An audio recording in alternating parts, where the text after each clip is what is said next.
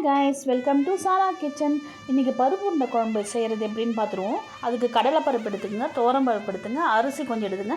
அரிசி எதுக்குன்னா அந்த உருண்டை உடையாத இருக்குது தான். அரிசி நல்லா வாஷ் பண்ணிவிட்டு ஊற வச்சுடுங்க. அது 1 hour இருக்கட்டும், ஒரு பக்கம் இருக்கட்டும்.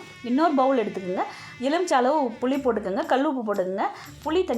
புளியை நல்லா கரைச்சி எடுத்துக்கோங்க. கரைச்சி எடுத்து ஃபில்ட்ரு பண்ணிவிடுங்க. அது கூட மஞ்சத்தூள் சேர்த்துக்கோங்க. சேர்த்துட்டு ஹோம்மேட் மிளகாத்தூள் அது போட்டுக்கங்க. அம்மா பெருங்காயம் போடுங்க. காரத்துக்கு ஏற்ற மாதிரி மிளகாத்தூள் போட்டுக்கங்க.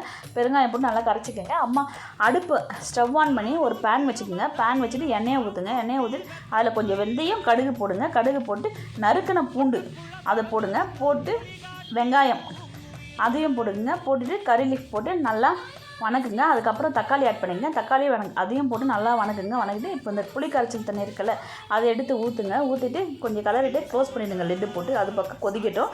அம்மா நம்ம ஊற வச்ச பருப்பு இருக்குது, அது மிக்ஸி ஜார் எடுத்து அந்த பருப்பு போட்டு நல்லா கிரைண்ட் பண்ணிக்கோங்க. கிரைண்ட் பண்ணிட்டு பவுலுக்கு ட்ரான்ஸ்ஃபர் பண்ணிக்கோங்க. ட்ரான்ஸ்ஃபர் பண்ணிட்டு அந்த மாவு கூட உப்பு சேர்த்துக்கோங்க. அம்மா சோம்பு போடுங்க. இஞ்சி, நறுக்கின இஞ்சி, பூண்டு, பச்சை மிளகா, வெங்காயம், கறிவேப்பிலை, கொத்தமல்லி, அதுக்கப்புறம் துருவின தேங்காய் போடுங்க. போட்டுட்டு நல்லா மிக்ஸ் பண்ணிக்கோங்க. நல்லா மிக்ஸ் பண்ணிவிட்டு அது நம்ம இப்போ குழம்பு கொதிக்குதுல, அதை கிளறி விடுங்க.